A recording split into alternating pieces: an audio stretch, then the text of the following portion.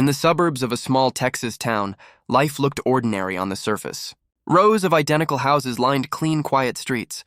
Families gathered on porches in the evenings, children rode bikes until the sun went down, and neighbors waved to one another in passing. Among the familiar faces was Officer Daniel Crowley, a man everyone thought they knew. He had been on the police force for over a decade, earning a reputation as disciplined, reliable, and committed to keeping order. To the outside world, Daniel seemed like the definition of authority and responsibility. He wore his uniform with pride, carried himself with confidence, and maintained the kind of image people expected from a man of the law. But behind his carefully maintained exterior, Daniel's world was far from perfect.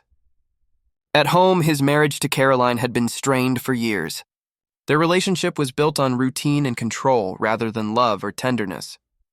Caroline had once believed in the man she married, but years of his temper, his cutting remarks, and his obsession with dominance had left her drained. Their neighbors only saw the polished surface, the man grilling in the backyard or standing tall at block parties, but Caroline lived with the cracks in his facade every day. Daniel's resentment towards life grew quietly inside him, like a sickness he never acknowledged. His views of the world had hardened into prejudice, and though he kept it buried in public, his private conversations revealed the bitterness and bigotry that guided his thinking. Just 2 houses away, another story was unfolding. Maya Johnson, only 22, had recently returned to the neighborhood after leaving her college dorm. She was studying nursing and working part-time at a local clinic to save money. Maya was everything Daniel was not, young, hopeful, and determined to create a future for herself. She carried a lightness that came from believing in possibilities, even if her family didn't have much. Her mother welcomed her back home, proud to have her daughter close again, and the Johnson house quickly became filled with life and energy. To those around her, Maya represented potential, a reminder of how bright the future could look when you still believed in it. For Daniel, however, Maya's presence became something far more complicated. He noticed her in ways that went beyond neighborly acknowledgement. He would linger when she passed by, let his gaze follow her longer than it should, and think about her during moments when he should have been focused elsewhere. At first, these thoughts came like whispers, easy to ignore. But as the weeks went on, the whispers grew louder. Daniel's boredom, his resentment at home, and his unspoken prejudice began twisting together into an unhealthy obsession. Maya, unaware of the storm brewing just a few doors away, continued living her life. She studied late into the night, laughed with friends on the phone, and dreamed about finishing her degree. The suburban street that looked so safe and familiar was, in truth, holding the seeds of tragedy. What seemed like an ordinary neighborhood with neatly trimmed lawns and smiling neighbors was about to become the setting for a dark story that no one could have predicted. Daniel's interest in Maya grew quickly, and soon it stopped being something he could hide behind polite gestures. He used his position as a police officer to present himself as helpful and trustworthy. At first, it was small things, offering to keep an eye on her house when her mother was away, checking in when she came home late from work, or giving her advice about staying safe in the neighborhood. To an outsider, these gestures might have seemed harmless, even protective, but beneath them was something more calculated. Daniel wasn't simply being a good neighbor. He was testing boundaries, watching how much space Maya would allow him in her life. Maya had always been taught to respect authority, and Daniel's role as a cop made it difficult for her to push back. When he insisted on driving her home one evening, after noticing her walking from the bus stop, she reluctantly agreed. She told herself it was nothing unusual, but there was something unsettling in his tone, something that suggested his kindness wasn't entirely selfless. Still, Maya kept her worries quiet. In a community where Daniel was respected and admired, speaking out against him would be almost unthinkable. Over time, his presence in her life grew. He would stop by under the excuse of checking in, asking if she needed anything. He lingered when they talked, his eyes holding hers a moment too long. Maya felt uneasy, yet part of her was caught in the strange attention he gave her.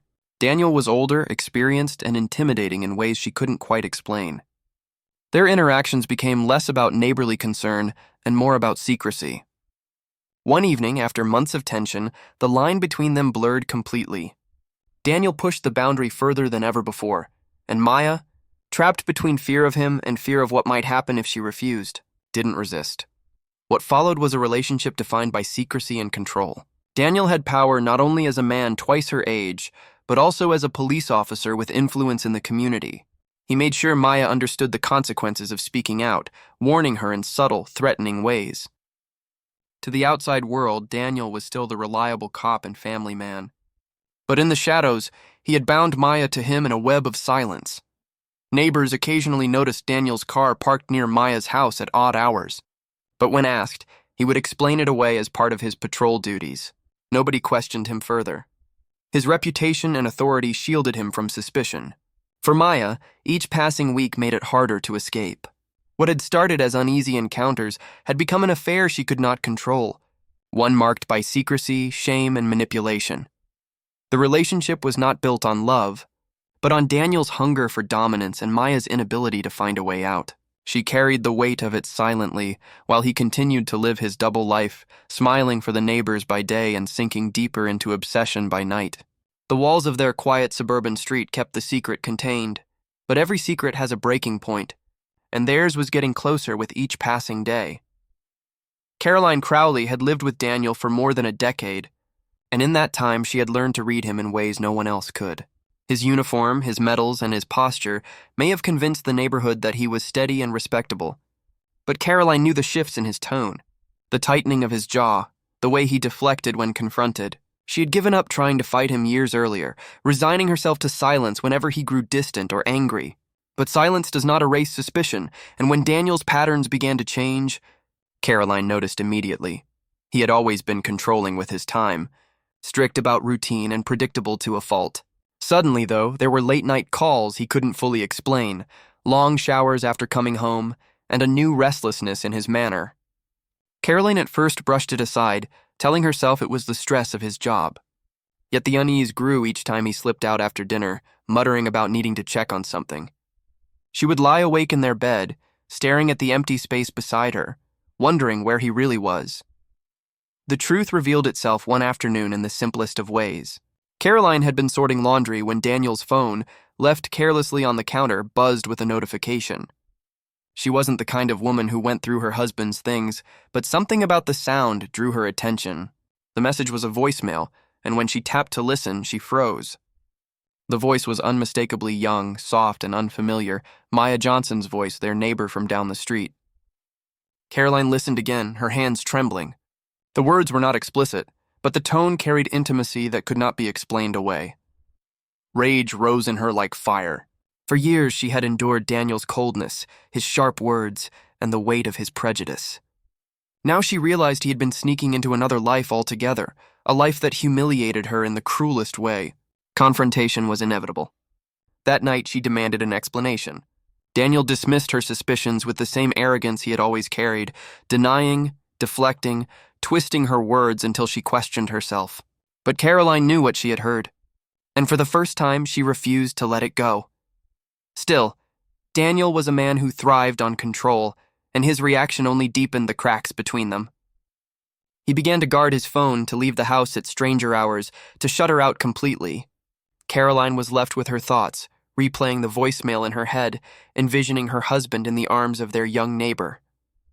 Shame mixed with fury, and the weight of betrayal settled on her shoulders. She had sacrificed so much for this marriage, her youth, her freedom, her peace, and now he had humiliated her with someone half her age, someone who lived only a few steps away. In the quiet of their home, Caroline's anger hardened into resolve. She stopped asking questions. She stopped confronting. Outwardly, she carried on with her routines, but inside, she was planning. What Daniel failed to see was that a woman pushed to the edge does not always break. Sometimes she prepares to strike back. The storm was no longer just his to control. Something darker was taking root, and it was only a matter of time before it consumed them all. The night that would change everything began like so many others. The air was thick with summer humidity, the kind that clung to skin and carried a sense of unease. Daniel told Caroline he was heading out on patrol, a claim she had long since stopped questioning aloud. But this time she did not stay behind in silence. Instead, she waited for him to leave, then followed, her hands gripping the wheel of her car so tightly that her knuckles turned pale. She had memorized his patterns, the places he drifted toward when he thought no one was watching. Tonight, She was determined to see the truth with her own eyes. Daniel pulled into the driveway of the Johnson home, the house he had visited countless times under the guise of neighborly concern. Caroline parked a distance away, her heart pounding as she watched him step out of his vehicle. He carried himself with confidence, as though this meeting was nothing unusual, as though he were entitled to slip into another life whenever it pleased him. Caroline's stomach turned, the betrayal burning hotter than ever. In her purse, she carried the weight of his service pistol, a weapon she had taken from their bedroom earlier in the evening. At first, she had grabbed it in a haze of anger, unsure what she meant to do with it. But now, as she watched him disappear inside the house, it felt less like an accident and more like fate. Inside, Maya had been waiting. She looked uneasy, her arms folded tightly across her chest. What had once been secrecy mixed with curiosity had now soured into dread. She wanted out, wanted distance from the man who had come to dominate her life. When Daniel entered, she told him as much. The words were careful but firm, a plea for freedom. Daniel's face hardened. He wasn't used to losing control, and the thought of Maya slipping away ignited a rage he tried to mask with calm authority. Before either of them could resolve the rising tension, Caroline entered the room. Her footsteps echoed like thunder, the pistol clutched in her trembling hands. For a brief moment, the world seemed to freeze. Daniel's eyes widened, caught between shock and fury, while Maya's breath caught in her throat. Caroline's voice did not rise. It was her silence that screamed the loudest. She had seen enough, lived enough, endured enough. The betrayal was no longer something hidden in whispers or glances. It stood in front of her, undeniable, and it carried the face of her husband and their young neighbor. The moment cracked under pressure. Daniel moved forward, hands out, his words sharp and commanding as though he could still control the scene. But Caroline was no longer under his influence. Her hands shook, her mind replaying every insult, every lie, every night spent alone in suspicion. Then came the sound that shattered the silence, a single shot, loud and final. Maya collapsed, her future stolen in an instant. The neighbors heard the noise and dialed emergency services, their voices frantic and confused. By the time help arrived, the room was chaos. Maya lay motionless. Caroline stood pale and stunned, and Daniel tried desperately to twist the narrative, insisting it was a break-in, a tragic mistake. But the truth lingered in the air, heavy and undeniable. The facade of control had shattered, leaving only ruin behind. The aftermath of that night unfolded slowly, like a wound that refused to close. Sirens pierced the quiet suburban streets, their flashing lights reflecting off the tidy houses that had once felt safe. Neighbors gathered in clusters on lawns, whispering and speculating as police cars filled the cul-de-sac. Inside the Johnson home, chaos reigned. Officers found Maya's body on the floor, a young life cut short before it could fully begin. Caroline stood nearby, her face blank, her hands trembling as if the gunshot still echoed through her bones. Daniel, in his uniform pants and civilian shirt, barked instructions, trying to control the narrative even as the evidence began to stack against him. He insisted there had been an intruder. He claimed he and his wife had walked in at the wrong time, that the situation spiraled into tragedy. But as detectives arrived, details refused to match his story. There were no signs of forced entry, no struggle to suggest a stranger's presence. The pistol used in the shooting was registered to Daniel, his own service weapon. Caroline was taken into custody for questioning, her hands cuffed, her face pale but oddly calm, as if she had expected this outcome all along. In the days that followed, investigators combed through phone records, messages, and surveillance footage. What they uncovered dismantled Daniel's carefully constructed image piece by piece. Texts and voicemails revealed the affair between him and Maya, messages filled with secrecy and pressure that painted a clear picture of manipulation. Neighbors who had seen his car parked outside at odd hours came forward, no longer afraid to speak. Caroline's discovery of the voicemail provided a timeline, linking her growing suspicion to the night of the shooting.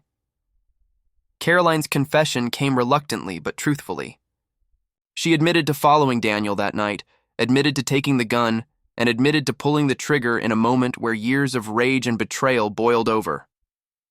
Prosecutors prepared charges of second-degree murder, arguing that though she had not planned Maya's death in detail, she had carried the weapon knowing what might unfold.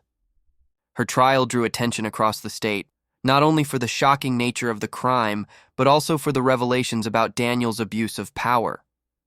Daniel was not spared by the investigation. Though he did not face murder charges, his reputation was destroyed. Internal affairs uncovered patterns of misconduct, complaints buried under his years of service, and a troubling history of racial bias in his policing. Once seen as a man who represented authority, he became the symbol of corruption, prejudice, and hypocrisy. He was forced to resign in disgrace, stripped of his badge and pension, his name forever tied to scandal. For Maya's family, justice felt hollow. Their daughter's dream of becoming a nurse had ended violently, her future erased by the selfish actions of two adults who should have known better. Her mother wept at the trial, holding pictures of Maya in her graduation gown, her smile radiant with the promise of what could have been. The community that had once believed in the safety of their neighborhood now lived with the memory of flashing lights, police tape, and betrayal that reached into every corner of their lives.